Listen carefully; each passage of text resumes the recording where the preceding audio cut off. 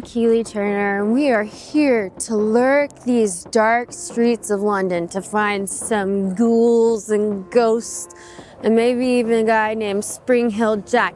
Follow me as we tour some of London's most haunted sites in this ancient city with a rich history.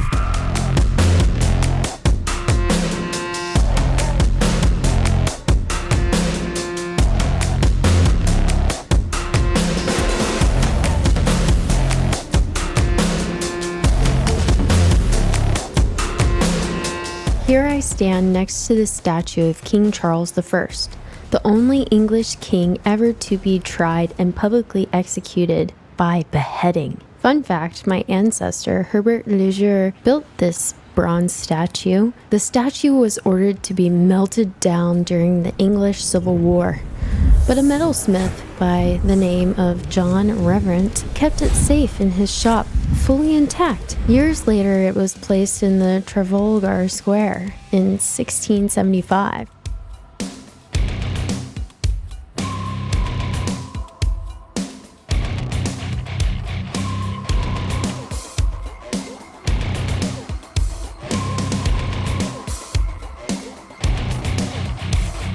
The real question is a police public call box a real thing? In my serious research, I went down a Doctor Who rabbit hole. And yes, I can confirm that the police public call box was in fact a real thing, though I didn't see any on my trip to London. This telephone booth was the best I could do in reference to the TARDIS. King Charles I was executed on this exact, or in this area, on a platform in front of the banqueting house on Whitehall in London on January 30th, 1649. It's kind of eerie to be right here where the King of England was executed in this spot. You can come tour this place, though it's not as it looked when he was executed. To think that England executed a king and that they were able to recover. His son James II was able to reign later on after the Civil War died down, after Oliver Cromwell died. But it is so wild to stand here and think that the King of England was executed right here.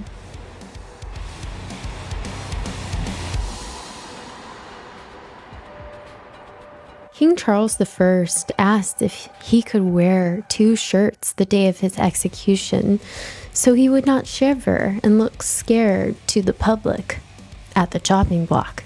They did grant him this final wish.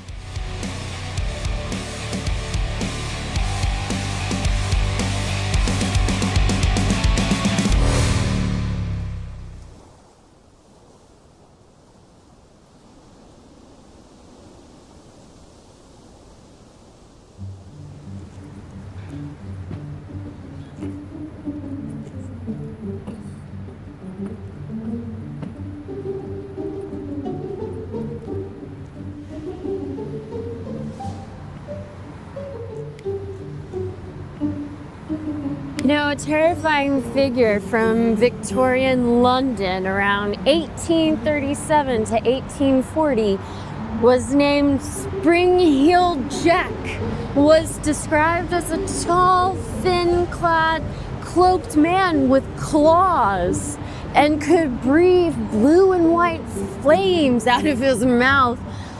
What a terrifying scene that would be to walk by someone who has Superman capabilities of leaping from walls to rooftops. He repeatedly terrified women and witnesses throughout much of London, often vanishing like a phantom in the night, maybe down a sewer or the underground. A terrifying figure in the Victorian period. A lot of people talked about it, many different graphics in the time were created of the Spring Hill Jack. I think I kind of saw him down there. Don't go down in the tube areas unless you want to see Spring Hill Jack around the corner.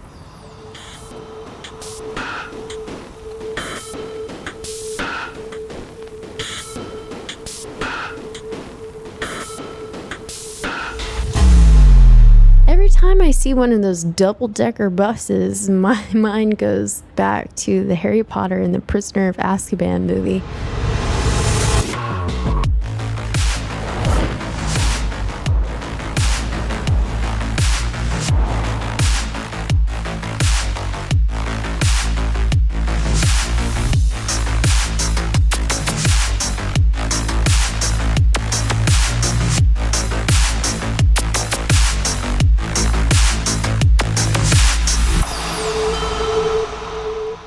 By the way, for all you movie nerds, my outfit was inspired by the movie Queen of the Damned, a cult classic vampire movie and embarrassingly one of my favorite movies. Speaking of vampires, let's check out our next location, a place where either a vampire or a time traveler roamed. Martin Street. This is where Count Saint Germain lived during his time in London. In Paris in the Dark, we mentioned how Count Saint Germain worked at the Hôtel de Ville, the town hall in Paris. Count Saint Germain, a world-renowned alchemist, used to lodge on this very street somewhere. In 1743, he frequented England and performed in London. He hosted several private music performances. 2 years later, he was arrested by Horace Walpole in 1749 on suspicion of being a spy on behalf of the French court. This was during the Jacobite invasion underway to restore the House of Stuart to the British throne. Saint Germain was arrested by the British on suspicion of being a Jacobite agent. He was released when rumored letters from Charles Edwards, leader of the Stuart invasion. However, these letters did not exist. They were never found on his person. Horace Walpole, a Whig politician in London, said this: "The other day, they seized an odd man who goes by the name Count Saint Germain. He has been here these 2 years and will not tell who he is or whence, but professes two very wonderful things. The first, that he does not go by his right name, and second, that he never had any dealings or desired to have any dealings with any woman, nay, nor with anyone else. He sings, plays the violin wonderfully, composes, is mad, and not very sensible." And that was a quote from Horace Walpole. Let's walk in the footsteps of Count Saint Germain.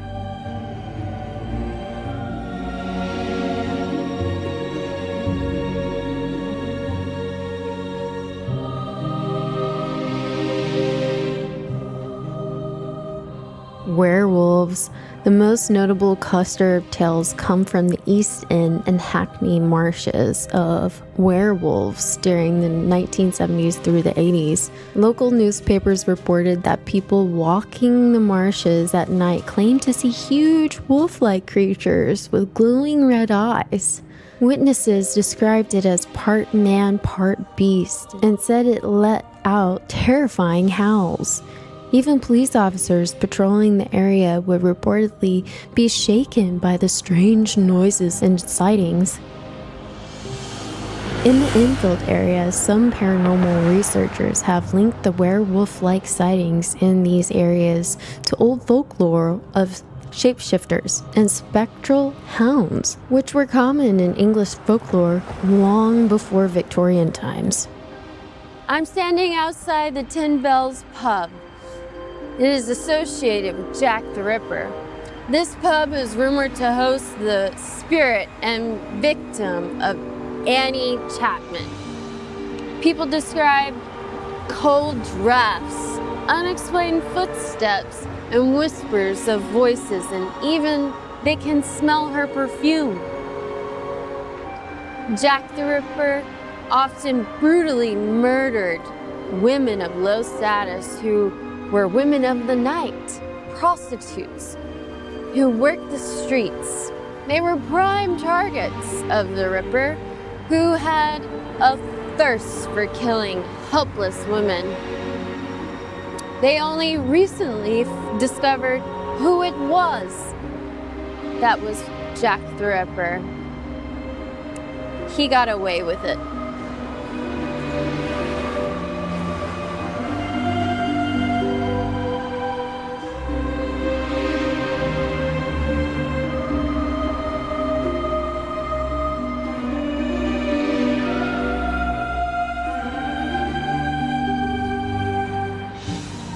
Kosmicki, an immigrant from Poland, was most likely Jack the Ripper.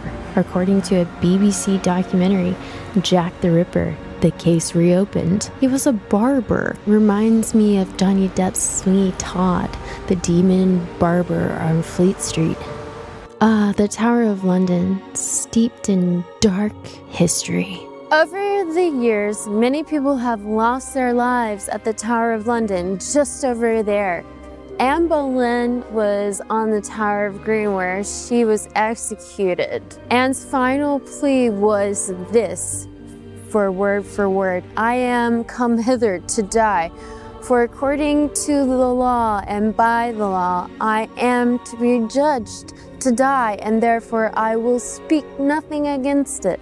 I pray God save the king, for a gentler nor more merciful prince was there ever, never. Do pray for her soul, Anne Boleyn. Also, Lady Jane Grey was a 9-day queen. She was a highly educated, noble woman, fluent in Greek, Latin, and Hebrew, and was the household of Catherine Parr, which positioned her close to King Henry VIII's children. She married King Henry VIII's son, Edward, though Edward died. And she was persuaded by her family to accept the throne in 1553. But her reign was quickly challenged by her cousin, Mary Tudor, who won the public support and was declared queen on July 19th. Jane and her husband were imprisoned in the Tower of London, initially spared execution and treated as high-status prisoners, yet their continued existence posed a threat to Mary's rule, especially amid the backlash over her plans to marry Philip of Spain, offered mercy if she renounced Protestantism. Jane refused, and at just 16, she was executed for high treason. Her final words declared her innocence before God, and she was buried near Anne Boleyn in the church at the Tower of London, near Catherine Howard, where legend says their spirits linger around the Tower of London. It is a beautiful sunrise right now in England. There's no rain in sight, and I'm just gonna take in the view and remember the beautiful woman who lived in the Tudor era long, long ago.